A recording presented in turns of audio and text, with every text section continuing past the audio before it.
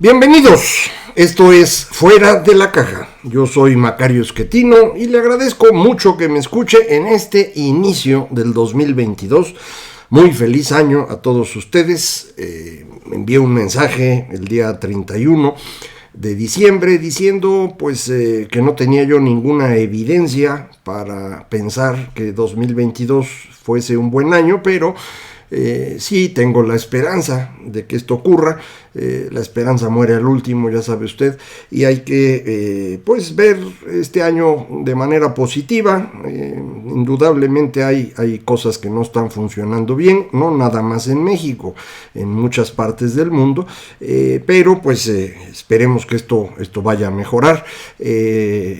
Para arrancar este año, pues déjeme platicarle cómo cerramos el 2021. Yo estoy grabando esto el día 1 de enero, para que usted lo pueda ver en esta semana, lo que podemos platicar ahorita es lo que ocurrió hasta el cierre del 2021. En materia política, me parece, lo más relevante ha sido el enfrentamiento entre el presidente y el Instituto Nacional Electoral alrededor de esta ocurrencia de Morena, de López Obrador en el fondo, que es el intento de una revocación de mandato. Ya lo hemos platicado en varias ocasiones. Esta es una figura muy poco común. Realmente uno la puede encontrar en países que no son modelo de democracia, en países más bien autoritarios, de corte populista, en donde quien está en el poder quiere que le den voto de confianza. Esto es en el fondo lo que se busca. Quieren ser ratificados en el mandato, que se note que hay apoyo popular, y para eso hacen este ejercicio. Esto no es propiamente hablando una revocación.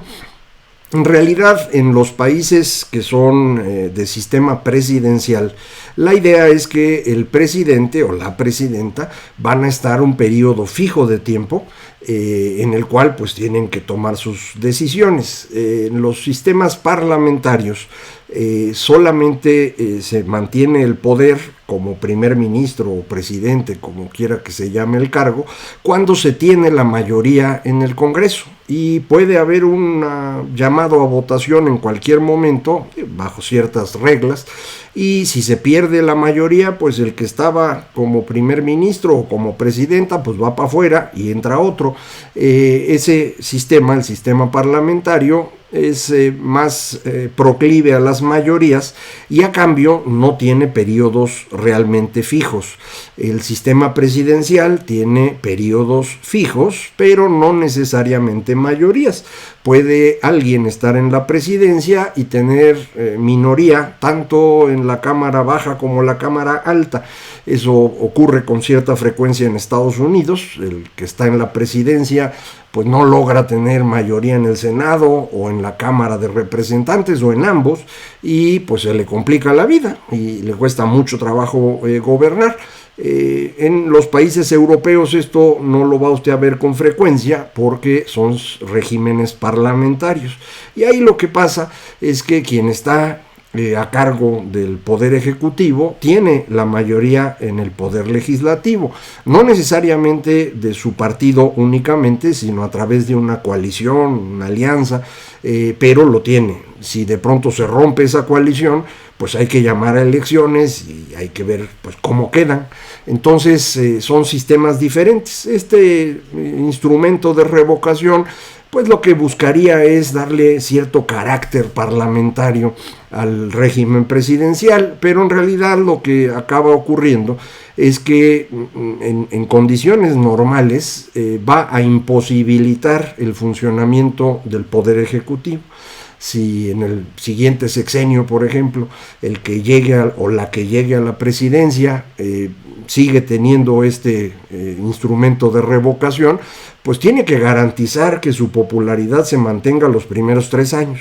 Y entonces va a tener que hacer cosas de muy corto plazo. Si de por sí un sexenio muchas veces imposibilita decisiones que son de 10, 15 o 20 años.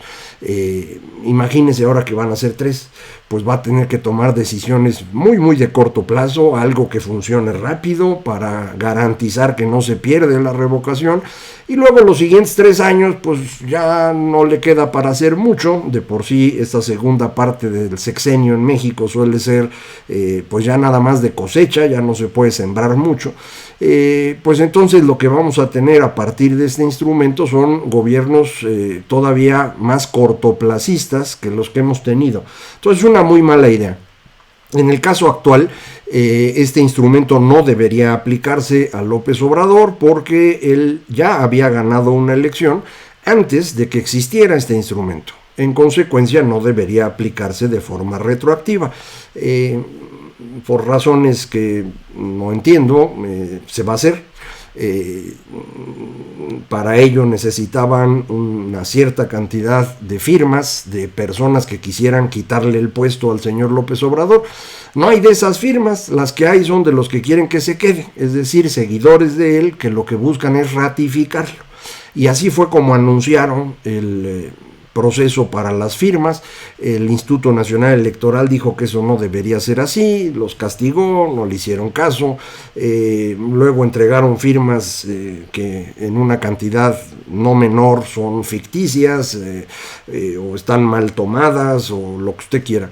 Y en eso está el Instituto Nacional Electoral filtrando a ver cuántas son de verdad y si se cumplen los requisitos. Y si esto ocurre, pues habrá la votación por la revocación, pero pues al Instituto Nacional Electoral la Cámara de Diputados le quitó presupuesto para que no pudiera hacer este proceso de revocación, y entonces culparlos y con base en ello pues tratar de quitar a los consejeros que les hacen mala sombra y controlar el Instituto Electoral para que la elección del 24 pues la pueda ganar López Obrador a través de otra persona o con su coalición, y con ello pues puedan seguir gobernando. Es indudablemente un ataque a la democracia, no hay duda al respecto. Yo he escrito desde hace muchos años que López Obrador es cualquier cosa menos un demócrata, nunca lo ha sido, pero pues a pesar de ello los mexicanos votaron mayoritariamente por él. Eso no le da ninguna legitimidad para destruir al INE, pero lo está intentando, y el conflicto empezó a crecer conforme el Instituto Nacional Electoral está buscando formas para pues cumplir con lo que la ley le obliga. Y lo que se les ocurrió a los consejeros es que se pospusiera el instrumento de revocación hasta en tanto pues lograban verificar las firmas y conseguir recursos. Fue una votación dividida en el Consejo General del Instituto Nacional Electoral, 6-5, pero se tomó esa decisión. Hubo quien apeló la decisión, fue al Tribunal Electoral, fue también a la Suprema Corte. Las dos ministras que estaban a cargo de la Suprema Corte durante el periodo vacacional, las dos nombradas en este gobierno y muy cercanas a López Obrador, pues se les ocurrió decir que el INE no tenía autoridad para posponer esa votación. Es una decisión muy extraña. Creo que el Pleno de la Corte no va a ir en esa dirección, pero eso dijeron. Sin embargo, la decisión más importante la tomó el Tribunal Electoral del Poder Judicial de la Federación, que lo que hizo fue decir, no, pues sí, el Instituto Nacional Electoral tiene que hacer esa votación, la tiene que hacer en los tiempos que dice la ley, pero para hacerla necesita recursos y la Secretaría de Hacienda tiene que dárselos. Entonces, esto es una decisión muy importante, no solamente porque va a permitir que ocurra lo que la ley ya dice, aunque a nosotros no nos guste la ley, eso dice, pero además lo que está haciendo es sentar un precedente de que efectivamente, como dice la Constitución, todas las medidas de política pública tienen que ir acompañadas de suficiencia presupuestal. Y no se vale quitar el presupuesto nomás porque se le antojó a alguien y con ello impedir el cumplimiento de la ley por parte de un órgano del Estado mexicano como es el Instituto Nacional Electoral. De manera pues que este conflicto ahí va, va a continuar, no crea usted que esto se va a acabar. Yo insisto, López Obrador nunca ha pensado en dejar el poder, eso no está en su mente, nunca lo estuvo.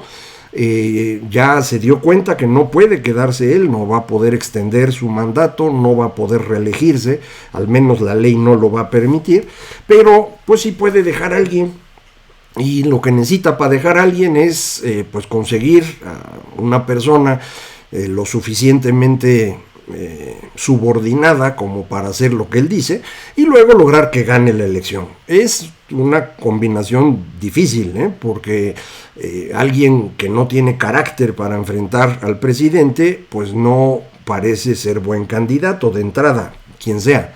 El caso que tenemos hoy enfrente es la jefa de gobierno de la Ciudad de México, Claudia Sheinbaum, que es indudablemente subordinada de López Obrador, y por lo mismo pues no se le ve un carácter muy atractivo, no tiene carisma y pues no está fácil que gane una elección, aun cuando la apoye López Obrador.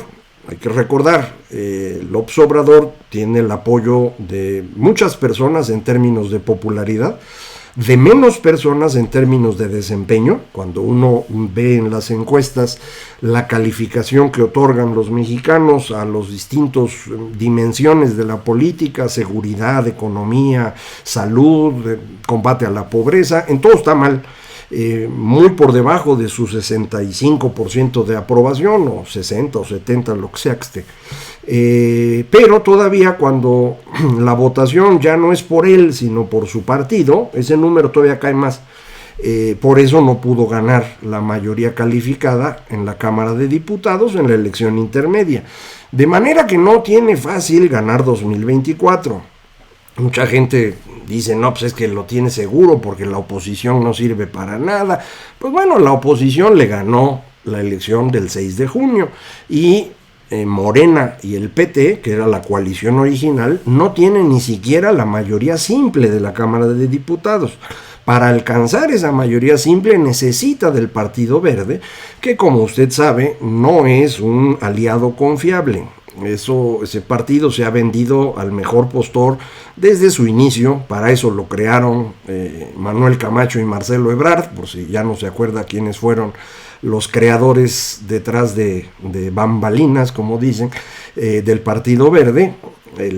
La cara pública era el papá del Niño Verde. Él era el que aparecía como el fundador, pero en realidad era una iniciativa política de Manuel Camacho en la búsqueda de tener un partido político para presionar a Salinas que lo nombrara a él su sucesor, algo que fracasó, como usted sabe.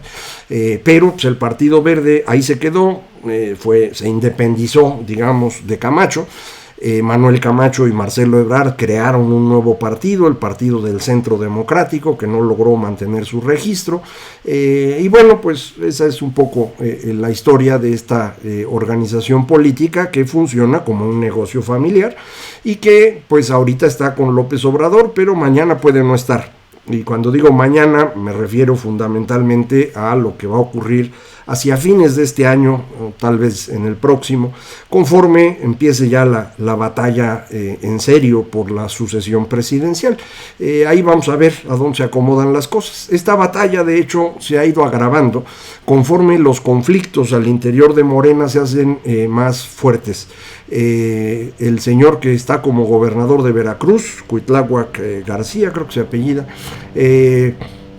es un personaje impresentable y pues ha estado tratando de utilizar, ha estado utilizando los procesos judiciales para deshacerse de posibles opositores. Ya metió a la cárcel a un personaje importante de Acción Nacional en el estado y recientemente hizo lo mismo con el señor del Río Virgen, un político cercano, muy cercano a Monreal, que estaba como secretario ejecutivo de la Junta de Coordinación Política del Senado. Lo acusan de ser autor intelectual o algo así del asesinato de un candidato a la presidencia municipal, me parece que de Cazones, Veracruz. Son acusaciones que parecen pues muy endebles, pero pues ya sabe usted que en México la justicia siempre se ha administrado de forma bastante irregular y muy cercana al poder, y eso es exactamente lo que están haciendo. Pero esto ya ha provocado que Monreal empiece a actuar de una manera más dura. Hubo por ahí un tuit muy interesante de Marcelo Ebrard apoyando a Ricardo Monreal en este enfrentamiento. Y esto me hace pensar que va a ser bien difícil para el presidente mantener la candidatura de Sheinbaum, y no solo eso, la, digamos, unidad al interior de Morena. Ya lo habíamos dicho desde hace tiempo, no era una buena idea iniciar la sucesión tan pronto, pero López Obrador no había pensado en la posibilidad de perder la mayoría calificada. Cuando esto ocurre, el día 6 de junio, pues al día siguiente trata de construir la alternativa, que le decía yo es un candidato pelele que pueda ser utilizado para el que ahora hemos denominado el minimato. Una imagen y semejanza del maximato que creó Plutarco Elías Calles, pero con un personaje mínimo, como es el caso del señor López Obrador. Entonces, eso es en lo que está, y pues eso nos apunta a un año políticamente muy volátil. ¿Cómo vamos en economía al cierre de 2021, inicio del 22? Los últimos datos que tenemos no son muy atractivos. La economía sigue cayendo. El último dato que tenemos es de octubre. Dentro de unos días saldrá noviembre, y para el cierre de enero vamos a conocer la estimación oportuna de qué pasó con el PIB durante el 2021. Como veo las cifras, ya está difícil incluso llegar al 5% de crecimiento. ¿Se acuerda usted que hablábamos todos de que pues sí, 6,5, había quien decía? Luego ya le empezamos a bajar con los datos del tercer trimestre, todo el mundo se fue entre 5 y 5,5% de crecimiento. Con el dato de octubre, pues ya podemos pensar que incluso puede ser inferior a 5%, pero más importante aún, la trayectoria para 2022 se ve sumamente débil, y yo no veo de dónde vamos a llegar al 4% de crecimiento que utilizó Hacienda como su referencia para construir el presupuesto de este año. La mayor parte de los especialistas creen que creceríamos entre 2,5 y 3%, la estimación más baja está en 2%, pero viendo las cifras de los últimos meses, la verdad es que si llegamos al 1 va a ser bueno. Yo no veo exactamente cómo vamos a lograr eso. Había mucha esperanza de que nos iba a jalar la economía estadounidense, eso no está ocurriendo, y el proyecto que tenía el señor Joe Biden para hacer un gran plan de infraestructura no pasó. A pesar de que tiene 50 senadores de los 100 que hay en ese país, y con eso le alcanzaba, uno de sus senadores decidió no votar en su favor, y esta acción de rebeldía pues echó abajo este proyecto. No sé si intenten alguna otra cosa en los próximos días o semanas, pero en principio se ve complicado, y esto ha colocado al señor Biden en una posición ya muy débil, que apunta a que en noviembre, que habrá elecciones intermedias en ese país, va a perder la mayoría muy endeble que tiene en la Cámara de Representantes, y el empate que tiene en el Senado, que con el voto de la vicepresidenta pues le daba mayoría. Va a perder ambas cosas, de forma que el señor Biden en los últimos 2 años de su mandato será un pato cojo, como dicen en Estados Unidos, un presidente lame duck, que no podrá tomar decisiones, y va a tener enfrente a un partido republicano muy agresivo, y muy probablemente el intento del señor Donald Trump por regresar a la presidencia. En ese contexto estaremos viviendo 2023 y 2024, con Estados Unidos metido en muchos problemas políticos, y nosotros con la dinámica que ya le comentaba. De manera pues que los próximos 3 años no se ven atractivos, pero en particular este 2022 inicia con una economía muy débil, presiones inflacionarias que usted ya conoce, que son importantes, y esperamos que esto se pueda controlar pronto. Arrancamos este año con 2 funcionarias que llegan a puestos nuevos. La gobernadora del Banco de México empezó sus funciones el día de hoy, me imagino, y lo mismo ocurre con Graciela Márquez como presidenta de INEGI. Esperemos que tengan un gran desempeño como sus 2 antecesores, que fueron excepcionales, me parece, ambos, tanto Alejandro Díaz de León en Banco de México como Julio Santaella en el INEGI. Hicieron un gran papel, y ojalá y las 2 nuevas funcionarias pues compitan por ese gran desempeño, puedan ubicarse todavía mejor que los 2 anteriores. Ojalá así sea, porque, insisto, pues estamos en una circunstancia no fácil en materia económica, y con un presidente dedicado de lleno a mantener el poder. Es en lo único en lo que piensa, no ha pensado nunca en otra cosa, aunque a usted o a otros los haya convencido. No piensa ni en primero los pobres, ni en los viejitos, ni en el desarrollo económico, en nada. Lo único que quiere es mantener el poder, y eso es lo que va a tratar de hacer. Vamos a ver en qué acaba esto, pero le digo, a pesar de que no hay ninguna evidencia, con toda la esperanza yo le deseo un feliz 2022, y aquí vamos a seguir platicando. Esto es Fuera de la Caja.